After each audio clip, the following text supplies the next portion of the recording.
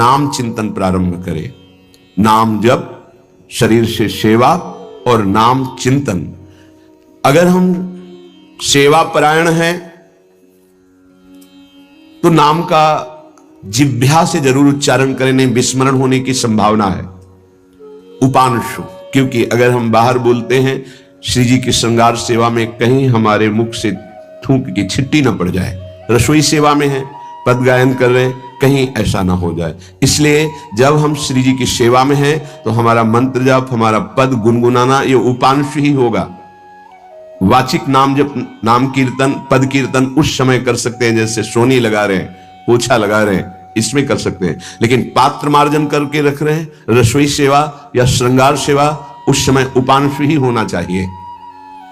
जब सेवा से निवृत्त होकर हम एकांत में मंत्र जप कर रहे हैं तो ये चार बातें नहीं होनी चाहिए मंत्र जापक में या नाम जापक में। उस समय जिस समय हम बैठे हैं, पहला, नाम जप या मंत्र जप में जो ही हम माला प्रारंभ करते हैं तो सदगुरुदेव भगवान को प्रणाम करके मौन धारण करते हैं जब तक वो माला ना हो जाएगी। अत्यंत आवश्यक होने पर भी माला पूरी ही करनी है, तब बात करनी है मंत्र जाप में। ये नियम होना चाहिए।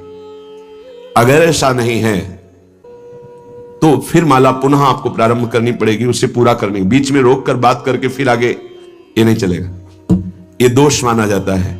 माला पूरी होने तक वार्ता नहीं हो सकती। बोलना बीच में, पहला दोष। दूसरा, इधर उधर देख ऐसे माला जपने, मेरुदंड सीधी, नासाग्र दृष्टि ऐसे। जिसे नींद आने की संभावना है वो आंख मूंद के भजन करने मत बैठे। नहीं, कंबल या शाल ओढ़ा, आंख मूंछ ली तो माला छूट जाएगी और आपका समय व्यतीत हो जाएगा नींद में। ऐसा प्राय होता है।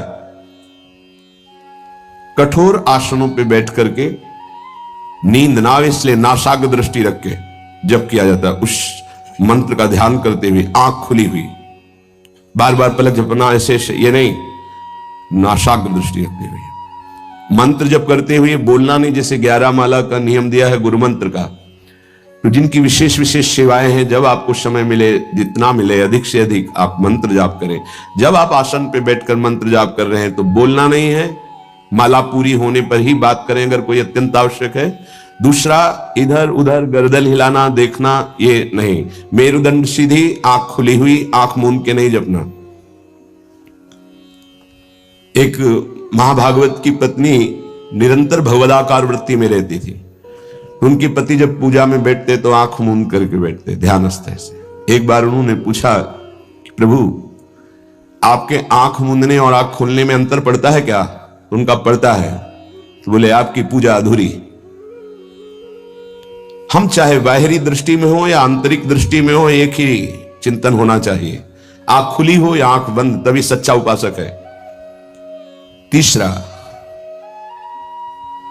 हिलना मंत्र जाप के समय। ये कीर्तन में हो सकता है, पद गायन में हो सकता है, लेकिन मंत्र जाप के समय हिलना नहीं, ये नहीं। गर्दन घुमाना, बात करना। चौथा, हंसते हुए प्रपंच की वार्ता करना, हंसी मजाक चल रही, बोलना मतलब उत्तर देना। चौथे में जो हंसते हुए प्रपंच वार्ता करना। बैठे कुर्सी में 3 लोग, माला हाथ में, प्रपंच की वार्ता। अपमान कर रहे हो माला का, मंत्र का। आप क्या कर रहे हो? उपहास कर रहे हो। 4 लोग जा रहे हैं, माला सरक रहा है, बातचीत कर रहे, तो माला सरकाने से थोड़ी भगवत प्राप्ति होगी। जो माला की एक भी मन का नाम और मंत्र से खाली ना जाए, उसका चिंतन करते हुए, वो आंतरिक चिंतन को बढ़ाने के लिए माला है। माला सरकाने से थोड़ी भगवत प्राप्ति होती है। माला की मनका के सहारे से हम प्रत्येक मंत्र का चिंतन करके, उसका श्रवण करके, मनन करके, तब फिर आगे बढ़ते हैं। ये थोड़ी कि जल्दी जल्दी किसी किसी की माला को तो देखते हैं कि इतनी रफ्तार से कैसे चल सकती है। अगर हम केवल राधा नाम भी जपें तो इतनी रफ्तार से नहीं चल सकता, क्योंकि हमें लिखना है राधा राधा। फिर अष्टादशाक्षर मंत्र या 12 मंत्र, फिर इन मंत्रों को तो कैसे आप इतनी जल्दी, कैसे बिना अक्षर मात्रा दर्शन के कैसे आप मन का सरका दिए? 11 माला बहुत होते हैं।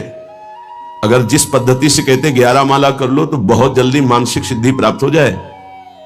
सामने मंत्र लिखा हुआ है, हर बार नवीन मंत्र की रचना कर रहे हैं। हर मन के पे, एक मन के पे पूरा मंत्र लिखा, फिर एक मन के पे पूरा मंत्र, फिर मन। देखो मन कहां भाग के जाएगा। मन निर्विषय हो जाएगा, सच्चिदानंद की तरफ दौड़ पड़ेगा मन। जब के समय किसी को उत्तर देना, इधर उधर देखना, शरीर को हिलाना, हंसते हुए हंसी मजाक वार्तालाप करना, 4 बातें जप में निषेध है। जब काले न भासेत नान्यानि प्रेक्षेत बुधा न कंपेत शिरोग्रीवाम दंता नैव प्रकाशयेत। 4 बातें। हंसी मजाक, 2 साधक चल रहे रास्ते में, माला भी चल रहा, हंसी मजाक। तुम्हारे पास समय कैसे, तुम्हारा माला कैसे चल रहा है, तुम वार्ता कर रहे हो, हंसी मजाक कर रहे हो, ऐसा नहीं, इतने सिद्ध नहीं हो गए हो। जो शास्त्र जब काले न भाषेत नान्यानि प्रेक्षित बुधा न कंपेत शिरोग्रीवाम दंतान नैव प्रकाशयेत। माला जपते समय ये ऐसे हिलना डुलना, शांत, हंसी मजाक, न दंतान नैव प्रकाशयेत, दांत नहीं दिखाई देने चाहिए। गुरुमंत्र के समय तो मुख से वायु भी नहीं निकलनी चाहिए, मुख से।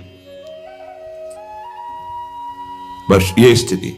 थोड़ा दांतों के बीच में जगह है, जिह्वा का अग्रभाग ऊपर के दांत के जोड़ पे है, हल्की सी नाक की श्वास से मंत्र का उच्चारण है, उसी का श्रवण है, और नेत्रों से दृष्टि में हम देख रहे हैं। भगवदाकार मंत्राकार वृत्ति करनी है। प्रभु के मंगलमय नाम उच्चारण करने से करोड़ करोड़ जन्मों के पापों का नाश होता है, ऐसा शास्त्र और ब्रह्म ऋषियों ने निश्चय किया है। भगवान का नाम उत्तम श्लोक है, पवित्र कीर्ति है।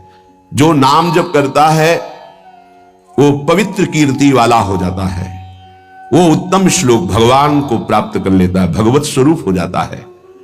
इस मार्ग में चलने वाले उपासक से, चाहे वो ज्ञान मार्ग का हो या भक्ति मार्ग का हो, कोई पाप बन जाए तो शास्त्रोक्त प्रायश्चित करने की आवश्यकता नहीं है। जैसे कृच्छ व्रत, चंद्रायण व्रत, बड़े बड़े कठोर व्रत पापों का प्रायश्चित करने के लिए हैं, वो केवल नाम जप, नाम कीर्तन अपना बढ़ावे, उसी से सारे प्रायश्चित हो जाएंगे।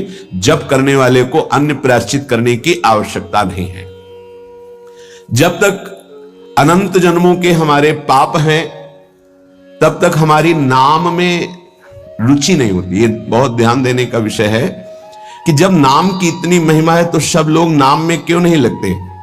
बोले इसलिए नहीं लगते कि इतने पाप हैं कि नाम की तरफ रुचि ही नहीं हो सकती। जैसे कोई कहे कि चीनी चीनी चीनी कहने से तो क्या मुंह में मिठास आ जाएगी क्या? भोजन भोजन भोजन करने से क्या पेट भर जाएगा क्या?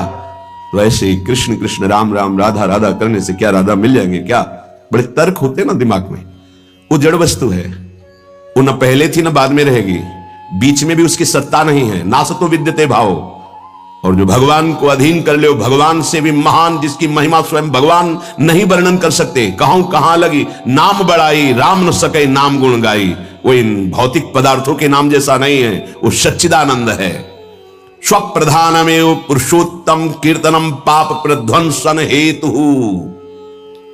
जो भगवान पुरुषोत्तम का नाम कीर्तन करता है, उसे अन्य साधन करे या न करे, प्रधान साधन नाम जप या नाम कीर्तन उसके सर्वस्व पाप का नाश कर देता है। किसी दूसरे प्रायश्चित के स्पर्श की भी आवश्यकता नहीं है। केवलमेव हरि कीर्तनम कृष्ण पापक्षर हेतु नान्य समुच्चितम नतरा मन्यांग भूतम। केवल नाम जप नाम कीर्तन संपूर्ण पाप और पाप प्रवृत्ति को विध्वंस कर देता है। अन्य किसी साधन के अंगभूत की आवश्यकता नहीं है। हो रहा है अच्छा, नहीं हो रहा तो चिंता की बात नहीं है। संपूर्ण पाप और पाप प्रवृत्ति का नाश करने के लिए केवलमेव हरि कीर्तनम, केवल भगवन नाम कीर्तन, भगवन नाम जप। नरक हेतु संस्कारः प्रायश्चित्तैर् निर्वर्तेत न सजाति योत्पादकः भक्त्या पुनरुभव विधोपीति भक्तेरे वात्यंतिक शुद्ध हेतुत्वम न कर्मणाम। जैसे निश्चित हो चुका है, आपके पाप कर्म से बन चुके कि नरक जाना है, निश्चित हो चुका है। अब उसको मिटा सकता है तो केवल नाम जब मिटा सकता है, दूसरा कोई साधन नहीं है। न कर्मणाम, कोई ऐसा कर्म नहीं कि तुमको रोक सके नरक जाने से। ऐसे आचरण बन गए तो बोले नरक का हेतुभूत जो कर्म हुआ जो पाप जमा हुए उसमें भस्म करने के लिए और भी प्रायश्चित हो सकते हैं, लेकिन उसकी जो वासना है, जो संस्कार है, जो पाप प्रवृत्ति है, वो किसी में नष्ट करने की सामर्थ्य नहीं, किसी कर्म में, वो केवल नाम जप में है। नाम बड़े बड़े पापों को विध्वंस करके पाप की वासना, संस्कार, प्रवृत्ति का नाश कर देता है। संस्कार निवृत्त हो जाना बहुत कठिन बात है। पाप निवृत्त होने के तो बहुत साधन बताए गए हैं। अतः एकमात्र नाम जप, नाम कीर्तन पाप प्रवृत्ति, पाप संस्कार, संस्कारों की निवृत्ति कर देता है। अत्यंत शुद्धि साधन मावृत्ति गुणकम कृष्ण कीर्तनम अत्यंत शुद्धिश्च सह वासना भी पापानां परिचय भविष्यद् भी पापैरनुपश्लेषः फलमावृत ही प्रारब्ध परिक्षये च युक्तमेवावृत्तोपेक्षणम्। यदि बार बार नाम की आवृत्ति की जाए, राधा राधा राधा राधा, बार बार श्री कृष्ण कीर्तन किया जाए, नाम जप किया जाए, तो किसी अन्य साधना से जो शुद्धि नहीं होती वो बहुत जल्दी ये नाम जप से, नाम कीर्तन से होती है। वासनाओं के साथ समस्त पापों का नाश हो जाना अत्यंत शुद्धि है। भविष्य में कभी किसी पाप का संपर्क जो भूल से, चूक से, कुसंग से उपासक से बन जाता है, वो तत्काल भस्म हो जाता है। तत्काल इतनी भीषण जलन प्रायश्चित पैदा होती है कि उसके लिए नहीं कि अभी का पाप शाम तक भी टिक पाएगा, नहीं, तत्काल प्रायश्चित होता है। नाम जप से तत्काल ग्लानि, इतनी जलन क्यों, भस्म हो जाता है। और अगर उपासक चाहे तो प्रारब्ध का क्षय भी कर देगा। प्रारब्ध अर्थात जो शरीर भोग निश्चित हो चुका है, ऐसा ना समझे कि नाम जापक भजन करने वाला प्रारब्ध क्षय नहीं कर सकता। हर रोग को नष्ट करने की सामर्थ्य है, पर वो अपने नाम जप की जो आवृत्ति कर रहा है, अव्यावृत भजना, बार बार नाम जप कर रहा है, वो आराध्य देव के विधान को जानकर सुखी होने वाला उपासक हो जाता है। पाप क्षय हुआ, पाप की प्रवृत्ति का नाश हुआ, आगे भूल चूक से पाप हो जाए उसका भस्म करने की सामर्थ्य उसमें, प्रारब्ध को क्षय करने की सामर्थ्य होते हुए भी भक्त अपने प्रारब्ध को क्यों भोगता है? क्योंकि वो उस भजन से अपने आराध्य देव को प्रसन्न देख करके, मन जहां है सावई मना कृष्ण पदारविंद, अब उसे प्रारब्ध कोई दुखद नहीं लगता, अपने स्वामी का मंगल विधान लगता है, वो उसे सहज में भोग लेता है। यदि चाहे तो उसे तत्काल भस्म कर दे प्रारब्ध को। आगे इसका वर्णन करते हैं।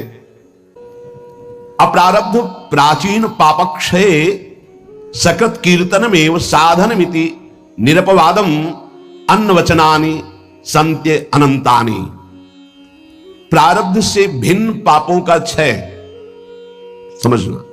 अप्रारब्ध प्राचीन पापक्षय, बिना प्रयास के नाम जप से वो क्षय हो जाते हैं। प्रारब्ध के लिए संकल्प करना पड़ता है और भक्त संकल्प रहित होता है, इसलिए प्रारब्ध को भोगता है। जो प्राचीन पापाक्षय अप्रारब्ध, जो प्रारब्ध में नहीं है, पूर्व संचित जमा पाप कर्म है, वो सकृत कीर्तन में साधनमिति, एक ही साधन भगवन नाम कीर्तन, भगवन नाम जब वो स्वाभाविक नष्ट हो गया। निरपवादम, इसमें किसी का कोई तर्क नहीं है, पर प्रारब्ध को क्षय करने के लिए संकल्प करना होता है। ये मेरा रोग नष्ट हो जाए, ये कभी भक्त नहीं कर सकता।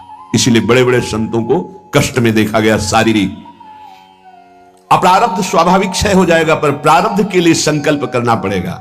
इसलिए भक्तजन अत्र वचनानि संत्यनंतानि, संतों के अनंत वचन पाए गए। क्या कि जैसे मेरे प्रभु रख रहे हैं वैसे मैं बहुत राजी हूं, मेरे स्वामी जैसे मुझे रख रहे हैं, जोई जोई प्यारो करे सोई मुझे भावे, तेरा किया मीठा लागे। क्या बड़े बड़े महापुरुष के तेरा किया मीठा लागे। प्रभु आप जो विधान कर रहे हो, वो प्रारब्ध क्षय के लिए संकल्प नहीं करते। कीर्तनात् पापक्षय तदावृत्या तद विषयाणाम वासनानाम प्रचयः अपचयश्च पाप वासनानाम ततो भगवज्जनो सेवा सात्यताम ततस् तदुपवर्णित महिमनि भगवती पुण्य श्लोक शेखरे भगवती नैष्ठिकी भक्ति तत्शोकादि नाम अत्यंतोच्छेदः ततः सत्वस्य परमोत्कर्षः तत्व साक्षात्कारः ततो मुक्ति रीति अयमर्थः। ओहो, बड़ी अद्भुत बात वर्णन कर रहे हैं। ये कीर्तन केवल पाप का ही नाश नहीं करता, नाम जप, ये नाम जप बार बार जो आवृत्ति की जाती है, इससे उपासना की वृद्धि होती है, वासनाओं का नाश होता है। इसके पश्चात भगवत प्रेमी महात्माओं का सानिध्य मिलता है। ये बड़े गूढ़ विषय है। जब तक आपके पाप क्षय नहीं हुए तो आप संतों के सन्मुख नहीं पहुंच सकते। भगवत कृपा हुई, कैसे पाप क्षय हुए? श्रवण सुजस सुनी आयऊं।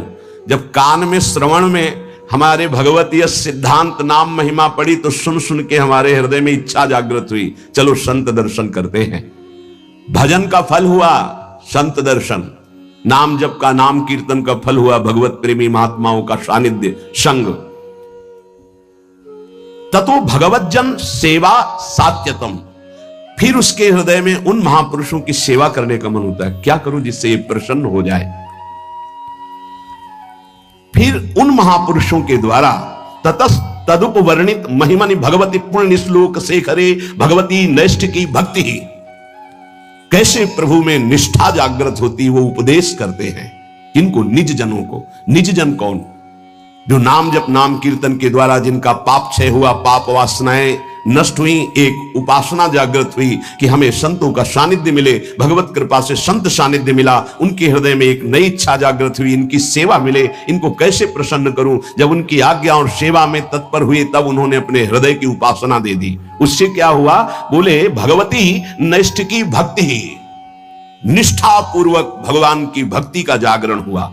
ततः शोकादि नाम अत्यंत उच्छेद, समस्त चिंता भय शोक दुख का जड़ से नाश हो गया। जब संत गुरुजनों के द्वारा दी हुई उपासना से भगवान की भक्ति हुई तो शुद्ध नैष्ठिक भक्ति का जागरण हुआ, तो शोक चिंता भय दुख क्लेश अशांति मृत्यु इनका सा भय जड़ मूल से उच्छेद हो गया। आदि नाम तथा शोकादि नाम अत्यंत उच्छेद, अत्यंत, अब दोबारा कभी ये नहीं जग सकते। तथा सत्व से परमोत्कर्ष, अब उसके हृदय में प्रेम का उत्कर्ष हुआ। अगर वो चाहता है कि तत्व साक्षात्कार तो परमोत्कर्ष तत्व साक्षात्कार तत्व मुक्ति, उसको तत्व बोध हो जाएगा और मोक्ष हो जाएगा।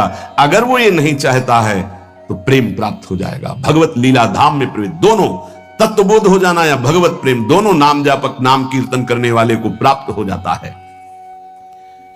तो सर्वेशाम अपि भगवन नामम प्रत्येक मेतादृशम सामर्थ्यम न चा नरक सृष्टे लानर्थक्यम दग्धेपि कश्चितम प्राचीने पापमनि। तब तो फिर नरक तो कोई जाएगा ही नहीं, तो नरक की सृष्टि करना व्यर्थ हो जाएगा। यदि नाम जप नाम कीर्तन सब करेंगे तो सबके पाप नष्ट हो जाएंगे, सब तत्वबोध सब भगवत प्रेम प्राप्त कर लेंगे। तो नरक सृष्टे लानर्थक्यम, बेकार की नरक की सृष्टि हुई। दग्धेपि कर्तचित प्राचीने पापमनि, क्योंकि पूर्व पापी नरक में दग्ध करते हैं, जलाते हैं, कष्ट भोगवाते हैं, और वो तो नाम जप नाम कीर्तन से नष्ट हो जाता है। तो कह रहे हैं तदुत्तर काल भावी भी रंगो भी महदवा मानिश्च नरकपातस्यापि संभवात्। बड़ा सूक्ष्म विषय वर्णन करते हैं। ना चावृत्ति गुणकमेव कीर्तनम सर्वस्यापि भविष्यतीति कश्चिदस्ति नियमः। एक तो सब नाम महिमा सुन भी नहीं पाएंगे। भारत में कितनी जनसंख्या है? 135-40 करोड़ तो है ही है, क्यों ऐसे ही तो है? 140 करोड़ क्या सब नाम महिमा सुनते हैं? क्या सब भगवान नाम कीर्तन करते हैं? नहीं। जहां निरंतर भजन के लिए राज्य और पत्नी और पुत्र आदि का त्याग किया भगवान ऋषभ देव जी के पुत्र भरत जी, वहीं मृग की ममता में आकर के मृगाशक्ति रूपेण कर्मणा निकृष्ट देहारंभा, निकृष्ट देह मृग की प्राप्त कर लिए। अगर ममता करेंगे चूक हो जाएगी, जन्म जन्मांतर के लिए कितना जाना पड़ेगा। उनकी सावधानी ये रही कि मृग शरीर में भजन किए तो अगले बोध संपन्न जड़ भरत जी के रूप में प्रकट हुए। अगर नाम जप कर रहे हो, भजन कर रहे हो और वैष्णव निंदा कर रहे हो, संत अपमान कर रहे हो, संत द्रोह कर रहे हो, तो आपको भ्रष्ट हो जाना पड़ेगा, अपनी स्थिति से गिर जाना पड़ेगा। जय विजय योश्च वैकुंठ वासिनोरपि ब्रह्मविदो मानादधा पतनम। ब्रह्मविद महापुरुष सनक सनंदन सनातन सनत कुमार का अपराध करने के कारण वैकुंठ में विराजमान जय विजय अधापतन को प्राप्त हो गए।